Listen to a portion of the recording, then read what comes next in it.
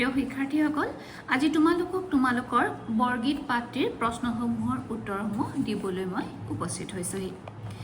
এতিয়া আমাৰ প্ৰথমতে আছে 1 নম্বৰটো বৰগীতটো শুদ্ধ আৰু স্পষ্ট উচ্চাৰণৰে গাওঁ আহা এটো তোমালোকক এটা দিছে যে হেতু গাবৰ বাবে শুদ্ধভাৱে গাবৰ বাবে তোমালোকক প্ৰেক্টিস কৰিবলৈ প্ৰথম কোৱেশ্চনটো দিছে 2 নম্বৰটোত কৈছে বৰগীতটো শুদ্ধ আৰু স্পষ্টভাৱে পঢ়া তোমালোকক বৰগীতটো শুদ্ধ আৰু স্পষ্টভাৱে পঢ়িবৰ বাবে তোমালোকক কৈছে এতিয়া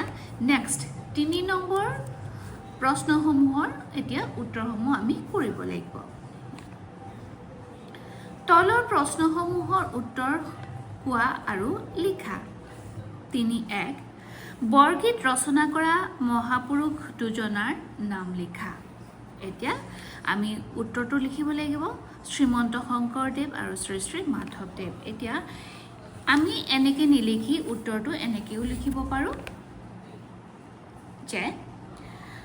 বৰগীত ৰচনা কৰা মহাপুৰুষ দুজনাৰ নাম হ'ল শ্ৰীমন্ত শংকৰদেৱ আৰু শ্ৰী শ্ৰী মাধৱদেৱ খ তেজৰে কমলাপতি নামৰ বৰগীতটোৰ ৰচক কোন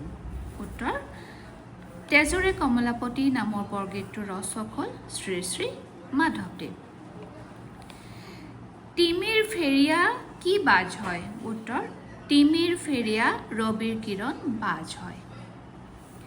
যশোদাই কৃষ্ণক পুৱা কিয় জগাইছিল উত্তৰ যশোদাই কৃষ্ণক পুৱা গৰু চৰাবলৈ জগাইছিল তলত দিয়া পদ দুখাৰীত কোনে কাক কি কৈছে নিজৰ কথাৰে লিখা নন্দ গেল বাথানে গোৱাল গেল পাল সুৰভি চাৰিতে লাগে উঠৰে গোপাল এতিয়া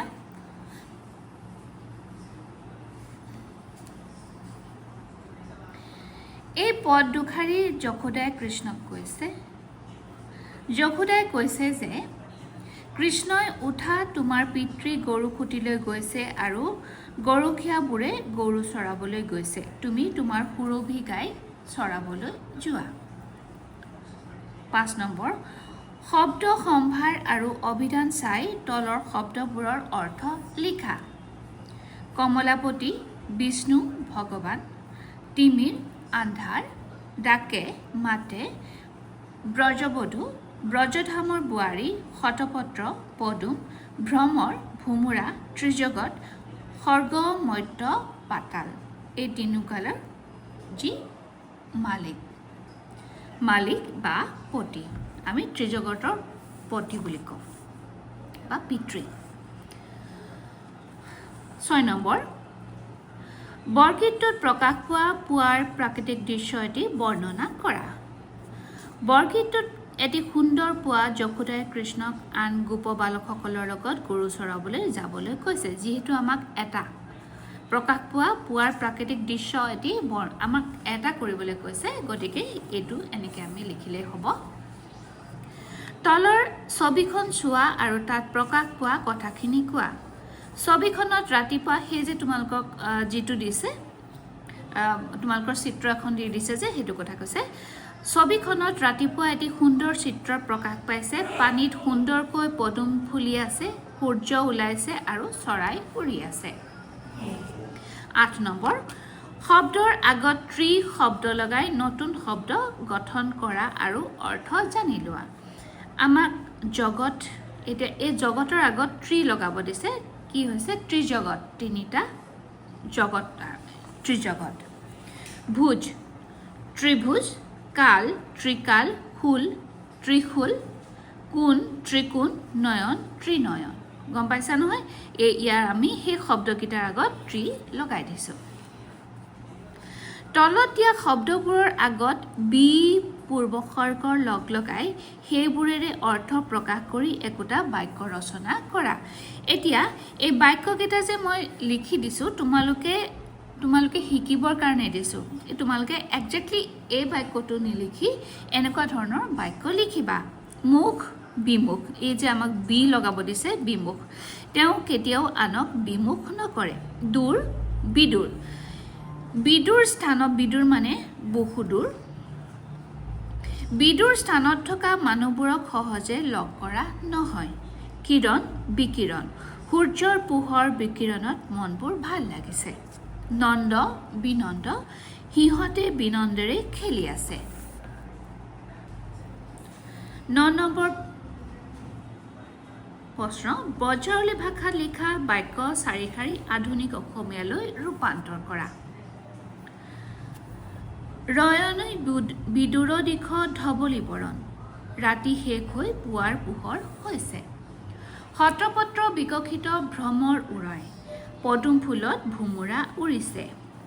দাম সুদাম ডাকে তেৰি লৈ আনাম দাম আৰু সুদামে তোমাৰ নাম লৈ মাতিছে ক্ষীৰ লবণু লয়া শিঙা বেত বেনু ক্ষীৰ লবণু শিঙা আৰু বেনু লোৱা এটা শব্দত প্ৰকাশ কৰা গৰু বন্ধা ঠাই গোহালি যিজন সকলোৰে মাজত প্ৰিয় জনপ্ৰিয় যিয়ে ৰাতি নেদেখে কুকুৰী কণা যাক সহজে লাভ কৰিব নোৱাৰি দুৰ্লভ যিজনে সকলো জানে জ্ঞানী যিজনে বিষ্ণুক উপাসনা কৰে বৈষ্ণৱ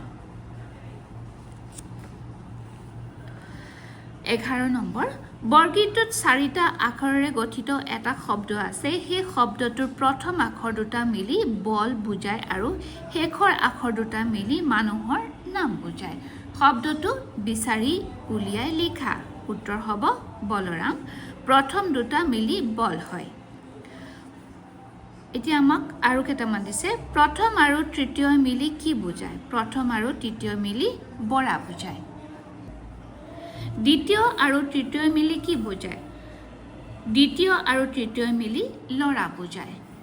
চতুৰ্থ আৰু দ্বিতীয় মিলি কি বুজায় চতুৰ্থ আৰু দ্বিতীয় মিলি মল বুজায় এতিয়া বজ্ৰাৱলী ভাষাত লিখা কথাখিনি পঢ়ি অভিনয় কৰা এইখিনি তোমালোকে নিজে নিজে প্ৰেক্টিছ কৰিবা আৰু এইখিনি আমাৰ পৰীক্ষাত অহাৰ কথা কোনো নাই মানে নাহে কিন্তু তোমালোকে এইখিনি যেতিয়া কৰিবা এতিয়া তোমালোকে বজ্ৰাৱলী ভাষাখিনিও বুজি পাবা তোমালোকৰ প্ৰনাউন্সিয়েশ্যনখিনিও ভাল হ'ব আৰু তোমালোকে সেই বৰগীতটি বা আমাৰ বজ্ৰাৱলী ভাষাৰ এটা জ্ঞান এটা তোমালোকৰ হ'ব দুটা বৰগীত সংগ্ৰহ কৰি ৰচকৰ নাম আৰু পৰিচয় লিখি শ্ৰেণীকোঠাত পঢ়ি শুনোৱা এইটো তোমালোকৰ ঘৰুৱা কাম তোমালোকে এইটো লিখি শ্ৰেণীকোঠাত পঢ়ি শুনাবা তোমালোকৰ শিক্ষক বৰগীতত ব্যৱহাৰ কৰা বাদ্যযন্ত্ৰৰ ছবি সংগ্ৰহ কৰি তালিকা প্ৰস্তুত কৰা এইখিনি তোমালোকে এটা তালিকা প্ৰস্তুত কৰিবা ছবিও সংগ্ৰহ কৰিবা আৰু এইখিনি আমাৰ কি লিখিছে পাঠটোৰ পৰা আহৰণ কৰিবলগীয়া অৰ্হতা বৰগীতটো তাল মান ৰক্ষা কৰি গাব লাগিব এইখিনি তোমালোকৰ ঘৰুৱা ইমানেই আছিল আজি তোমালোকৰ এই বৰগীতটিৰ প্ৰশ্নসমূহৰ উত্তৰ আজিলৈ মোৰ ভিডিঅ'টো ইমানতে সামৰিছোঁ আৰু যদি তোমালোকৰ মোৰ এই ভিডিঅ'টো ভাল লাগিছে তেনেহ'লে ছাবস্ক্ৰাইব কৰিবলৈ নাপাহৰিবা ধন্যবাদ